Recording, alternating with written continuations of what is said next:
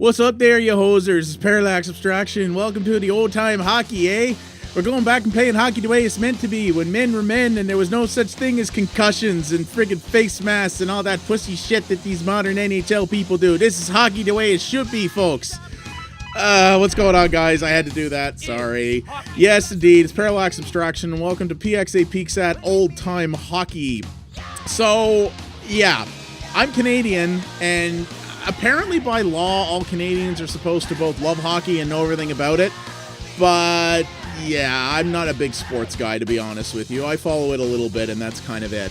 But I was still interested when this game came out because it was supposed to be something that reminds us a little bit more of the hockey games of old, when they weren't overly complicated and just sort of overburdened with too much stuff to do. Stuff like, you know, games like Blades of Steel.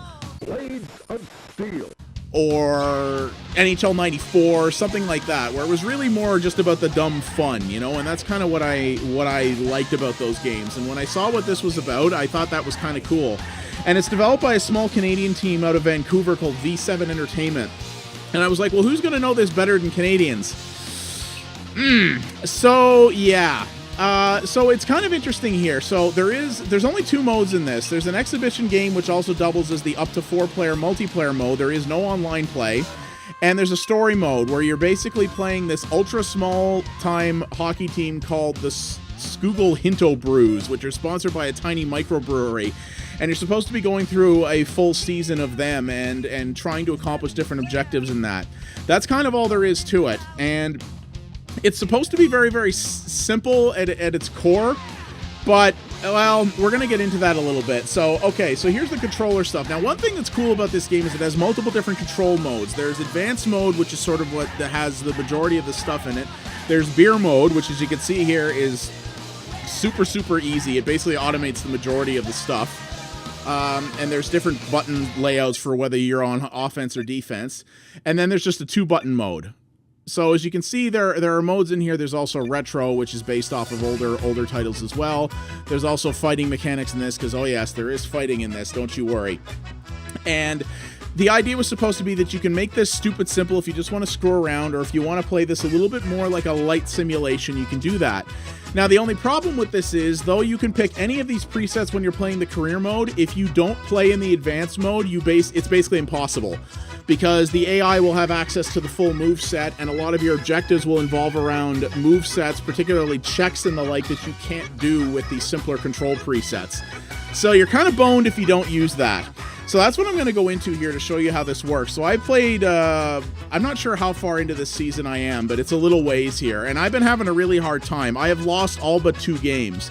And the thing with this is the funny part. So there is a story behind this game that you'll see a little bit. It plays out in little still frame cutscenes during loading screens, and you get little things like this. It's pretty dumb. And as I understand it, whether or not you win is irrelevant to how the story plays out. It always plays out the same way. It's just kind of back filler, to be honest with you. And here's the thing. So when you pick a game to play, you'll be getting objectives like this. Sometimes there's 2, sometimes there's 3.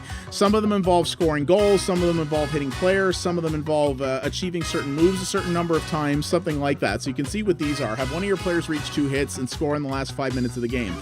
Here's the weird part about the whole thing. You don't actually have to win any games, and that's what I said about the story mode. If one of your objectives doesn't involve winning the game, it doesn't matter if you win or not. So here's another little story thing here. I'm playing this on the PC. This is also available on the PS4, and it's coming to the Xbox One and the Switch, interestingly enough. But this is the PC version we're playing here, which, by the way, requires a controller. The PC version specifically says on the Steam page you cannot use a keyboard with this game at all. Controllers are absolutely 100% required. So, yeah, so here's the thing, and you see right there, no, winning games are not required unless it is a primary objective. It literally doesn't matter in the career mode whether you win or lose. I know, it doesn't make a lot of sense, right? It's all about these objectives. Now, here's the presentation of it you're seeing here. I kind of like the retro presentation. This is supposed to take place in a very different era of hockey, and I really do like the fact it's got these old school fonts, and it's taking place in these old arenas and things like that, which I really like. But as you can see, the game has kind of a cel-shaded look, but it doesn't work very well. The players are much brighter than the background. There's a very harsh contrast and outline, so they don't blend very well. And I don't really like the look of it. I like the cel-shaded idea. I think that could have been really cool, but I really don't like how it just doesn't blend into the background very well at all. And, well, we're in the game now. Oh, look, I got scored on already. Yeah, that's going to happen a lot. So here, now that we're we're playing here, and keep in mind, I am not a hockey guy, okay? I am not very good at hockey at all. I'm not very good with the terminology or anything like that. So if you see me making bad hockey, you know, references to hockey terminology or whatever, forgive me. That's that's the way I am. I know I'm a bad Canadian, friggin' whatever. I play video games. So...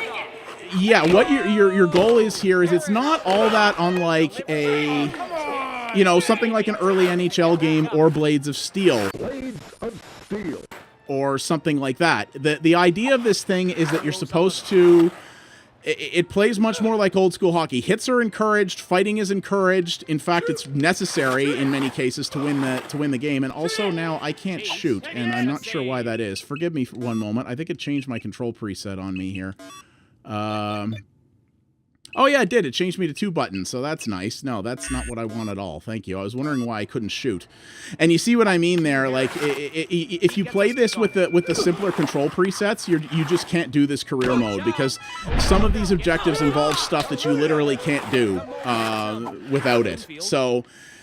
but your objective here is simple. It's just it's to score goals, complete objectives, and you have the means to beat the living snot out of people if you want. When you're on offense, you can come up to guys and use either the right stick or the various face buttons to do different checks, hooks, other things like that. And you can knock players down, and you can actually injure players and take them out of your lineup.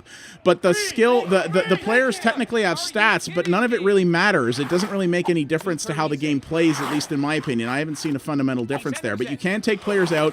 You can also start fights if you get players angry enough, which hopefully we'll see here. I've had fights in just about every game. You can have multiple fights. Like, I've had like 3-4 fights in a row that I've had to play. And... yeah, your goal is just to beat the living snot out of the other guys and try to score goals and complete your objectives. That's really all there is to it. The problem is, the core issue with this is that this game controls horribly. The controls are super mushy. They're not very responsive. Oh yeah, this guy's angry. That's what that symbol means over his head. So yeah, if this guy gets the right thing going, then the gloves are going to come off and a fight's going to go. So, and the problem is the controls are mushy. They don't respond properly. A lot of the time you'll press a button to do a particular thing and the game won't do it. I have a lot of problems where so when you're in advanced mode like this, you're supposed to be able to pull the right trigger to switch players, and it's supposed to be to the nearest contextually relevant player, not unlike a lot of different other hockey games. And the problem is, it doesn't work most of the time. You'll see a player from the opposing team that has the puck, and your defensive player will be right up on him, and you'll press the button to take control of that player, and it just won't do it. And it will drive you friggin' nuts, because the AI in this is terrible, and the AI will not make the smart move to try to control the puck and to keep it on your team's side. So you're kind of boned. And so yeah, this thing is set to, I think, 2-minute periods or something like that. You can adjust that. To be fair, you can bump it up to, I think, even real time if you want. But I've just been playing with 2-minute periods. So I didn't score anything here for those objectives. If you don't get any objectives, they're considered optional. So what happens is that if you get an objective, you earn random points that go towards, I think it's either strength, speed, or defense.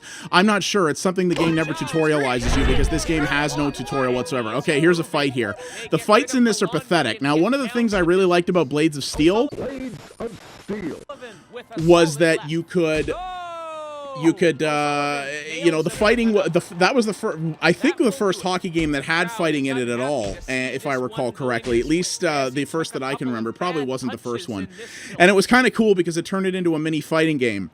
Literally all it is in this is there's basically 2 buttons. There's a dodge and a punch, and if you punch a guy when you're close up to him, you get a grapple. And that's basically it. And it's ridiculous because there is such a delay on when you press a button to when a punch or a dodge is thrown that it's not even a fighting game. It's like it plays like a really low-end rhythm game. I lost that fight there, but fights are generally very hard to lose in this game. It's most of the time I will win them. And when you get a player down, you can either take him out you can either take him out for a little bit, or you can injure him, which could take him out for a longer period of time or the rest of the game. But there's nothing to it. It's just so incredibly simple, and the controls are so slow and so mushy. It feels frustrating and it feels random. It really the whole game feels that way. That's the thing I don't like about it. This whole thing feels, there we go. I got a hit on that sucker. The whole game, it feels completely random. It really feels like you're not in control. And the thing with hockey games is, because of the way hockey players move and things like that, you know, it's not ultra precise. That's kind of the point. It's not supposed to be one-to-one all the time, but a lot of the time it just feels like the game is doing what it wants to do, and it's not really respecting what you're asking. And too many times I've been scored on or lost the puck or whatever and go, no, if it had done what I asked it to, it would have actually worked out. And, you know, things like where it won't switch the players properly. It's actually doing okay this time, but I've had multiple games where it won't switch players properly, so I end up not being able to steal the puck back because I can't get I can't get it to switch to the person that I want. And yeah, when fights happen, I almost always win them. It's basically, unless you're incredibly slow, it's basically impossible to lose a face-off in this, as long as you time... every time the ref gets ready to drop the puck, the computer will take a sort of a pre-swing at the puck, and if you make your swing directly after he makes his, like I'll show you here. So let's skip. So see there? There. See how I timed that? If you do that, you will win every single face-off. Every single face-off. It's uncanny. I had a game once where it said, I think the bonus objective was with 20% of all face-offs. I won 100%. And I was like, really? And that's what I mean. It just feels... Unfortunately, I really love the idea of this. The idea of a very casual, arcade-style, old-school hockey game in the vein of something like Blades of Steel. Blades of Steel. But just... It feels like it would be so simple. You know, this doesn't have the... the reason I don't like most modern sports games, including the NHL series, is because they're too complicated. There's too many mechanics... on top of mechanics, on top of mechanics, on top of menus, on top of all this other crap that you have to manage, and it frustrates the hell out of me. And I really like the idea of this because it was an old, it's an old school, very simplistic arcade-style hockey game that should be easy to pick up and play, and you can just have a good time with, playing hockey the way they never allow it to be played anymore. And it drops the ball on it because it's got bad controls, it's got a look that isn't very good, and I mean... V7 has made some other games before, but they make pretty small projects for the most part. And this was just clearly... So that symbol that looks like he's dying over his head of the Black Plague, now that just means he's tired, which means he won't skate very well and he won't pass very well. That's all that means, even though it looks like death. I'm actually surprised I managed to tie this up. It's extremely rare that I'm able to do that. But in the end, with the story mode, that's the thing that I find hilarious. Like, I like the fact that they don't make it about winning every game, and like they don't make the story mode about, well, if your goal is anything but winning, you're just not gonna... Oh, wow, that was a nasty hit.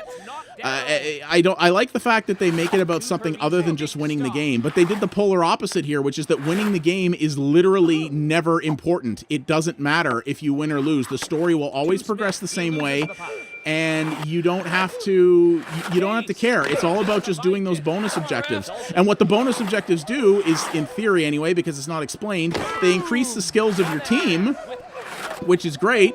Which means, in theory, it's almost roguelite-ish, right? In that you're getting some skill increases outside of each individual match, which in theory makes your team more likely to win. Except winning doesn't matter. So why would you... You know what I mean? It's such a missed opportunity. There was honestly, I think, a market for this. Maybe not a huge one, but a market for a little fun local multiplayer hockey game that you could throw a little story mode into, but the core mechanics of it, they just messed up so badly in terms of the controls, and I think they had a good idea with this old school presentation, but they didn't pull it off. It doesn't blend well. The animations are weak. This commentary, I don't know if you've been listening to it, but this commentary is horrendous. It sounds to me like an employee of the company did it. The guy has no emotion. The guy has no real intonation to his voice. It literally sounds like a guy reading off a script who was told, okay, now do it again with feeling. Oh, hey, I got one of my secondaries completed. I guess that's because I scored within the last couple of minutes. So that was all right. And so I might actually win this game, which would be cool. Now, if I can get a hit with the same guy again, maybe we'll do okay with that. And that's the other thing, right?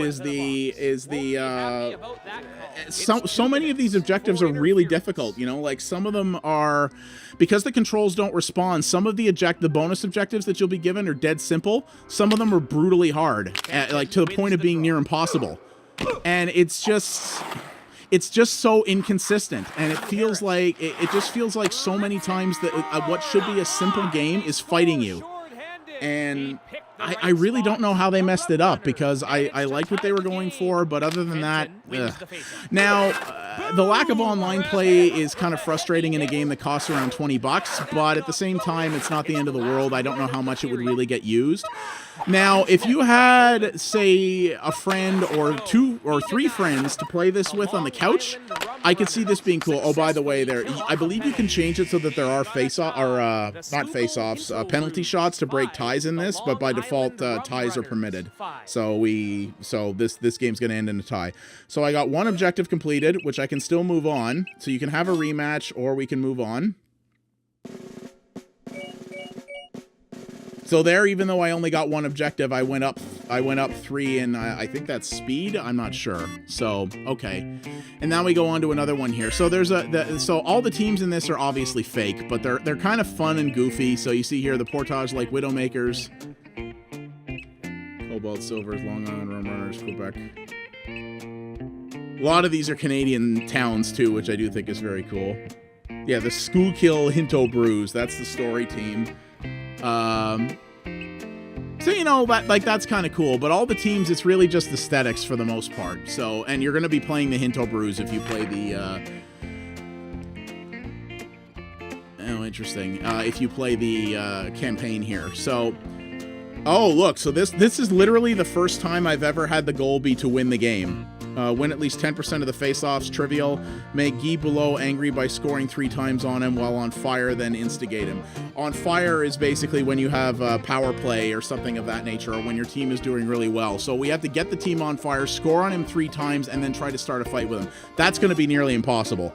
The majority of the achievements in this game as well are for those special story objectives. The story objectives, like the special story objectives that only happens like in one specific match, things like that. So you see, is a good.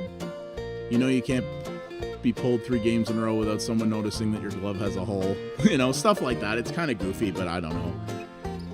But yeah, if you had a couple of friends to play this with, especially if you all just turned on, you know, beer mode and just button mashed, maybe it could be kind of fun for a couple of times.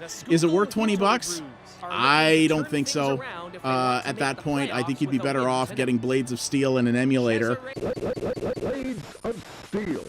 and trying to do something with it like that. I personally, I just find this incredibly half-assed. And yeah, it's $20, and there's other sorts of technical problems too. Like I said, this requires a controller on the PC, but the controls are very mushy. The graphics options are incredibly minimal, and oh yeah, there's another fun thing, which is that this game has never been patched since it came out. They put a post on the Steam forums back in May saying that they had a huge list of bugs in submission, which usually means for approval on the consoles. But as far as I know, the patch has never come to the PC. And the factory version of this on the PC has a fun little thing, which is when you quit the game, the process doesn't quit. And you have to open up Task Manager and manually end, I kid you not, game.exe. Yeah. And if you don't do that, the game will run in perpetuity.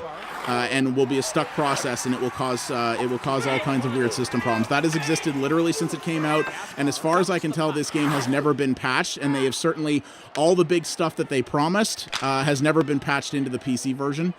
This game, I know, at least on Steam, is not selling well, so I don't know. I mean, I was going to think that V7 had maybe just abandoned it, but they recently said it's coming for the Switch, so I don't know what the heck with that.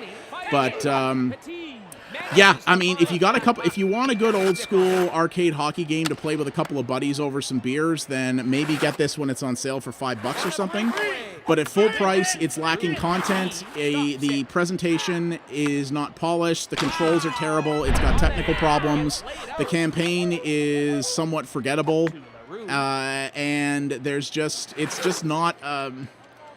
it's just lacking in quality all around, and it's a real shame because I thought there was a niche this game could have filled, and it just needed more effort than V7 put in. And I kind of don't know what they expected people to think, but this plays like it was made by people who don't know what actually made the old-time hockey arcade games good, and instead were just trying to emulate what they thought they were like, having never played them. And you can always tell when someone's making an effort of that caliber, and that's what this was. And it's too bad, but yeah, I do not like I am not a fan of this at all. I think if they could patch it up a little bit and the price was better, I'd say sure, but at this point, I wouldn't. Me personally, oh, is he trying to fight with my goalie? Oh no, he's not. Here we go. Oh, they called the play, so it didn't actually start. So, yeah, so that is Old Time Hockey, developed and published by V7 Entertainment in 2017. It is on the PC with this kind of broken PC version. It is on the PS4 and apparently is coming to the Xbox One and the Nintendo Switch. I can't see it being any better on any of those platforms. The Switch, I could see this being fun in the, like, you know, rooftop party, stand up your Switch and play multiplayer kind of setting. But not with these controls, not with this presentation, and definitely just not with this level of quality. Jarvis wins the draw. Thanks for watching, everybody. If you liked what you saw here, please consider liking the video and subscribing to the channel. That does help me out a great deal. If you want to watch something else, check out the videos on screen now, and don't forget to follow @PXA Media on Twitter to find out about new stuff first.